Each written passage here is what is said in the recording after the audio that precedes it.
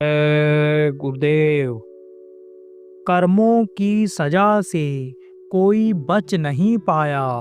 मनुष्य चाहे जान कर गलत काम करे, चाहे अनजान में गलत काम करे, सजा तो मिलती ही है।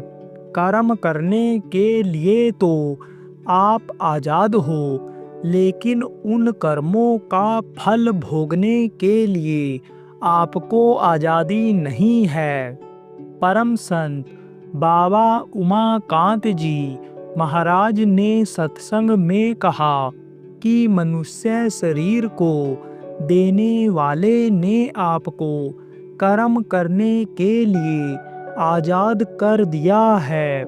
हाथ पैर से अच्छे कर्म करो या बुरे कर्म करो, आँख से अच्छा देखो या बुरा देखो, कान से अच्छा सुनो या बुरा सुनो, सजा तुरंत नहीं मिलती है। लेकिन कर्मों की सजा से कोई बच नहीं पाया। जैसे धृतराष्ट्र ने कृष्ण से पूछा कि मैं अंधा क्यों हो गया।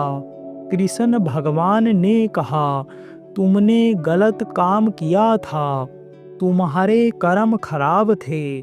तब उन्होंने कहा कि 100 जन्मों का तो मुझे याद है कि मैंने कोई बुरा कर्म नहीं किया। तब कृष्ण भगवान बोले कि और पीछे देखो, तो और भी पीछे के जन्म में जो उनसे कर्म बन गया था, उसकी वजह से उन्हें अंधा होना पड़ा। तो कर्म करने के लिए तो उसने आपको आज़ाद कर दिया है, लेकिन फल भोगने के लिए आप आज़ाद नहीं हो। मनुष्य चाहे जान कर गलत काम करे, चाहे अनजान में गलत काम करे, सजा तो मिलती ही है। जैसे जहर को आदमी जान करके खाएगा तब भी मरेगा, और अनजान होकर खाएगा तब भी मरेगा, ऐसे ही ये बुरे कर्म हैं। अच्छे और बुरे कर्म की जानकारी किससे मिलती है?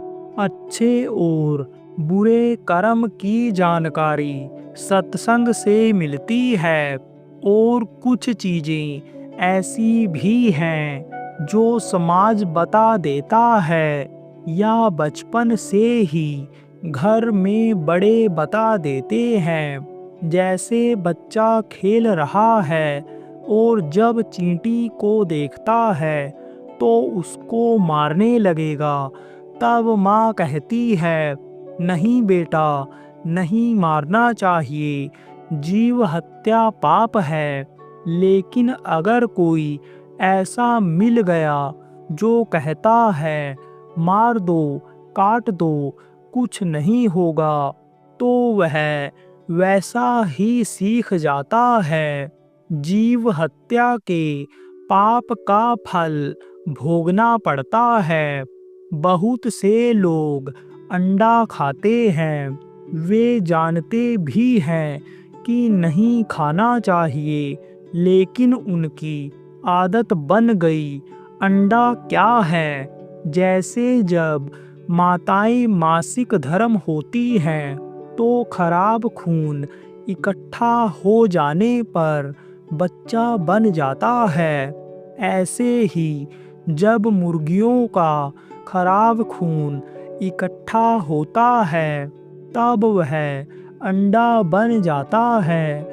आप यह सोचो कि वह कितना गर्म होता होगा और कितना नुकसान देने वाला होगा।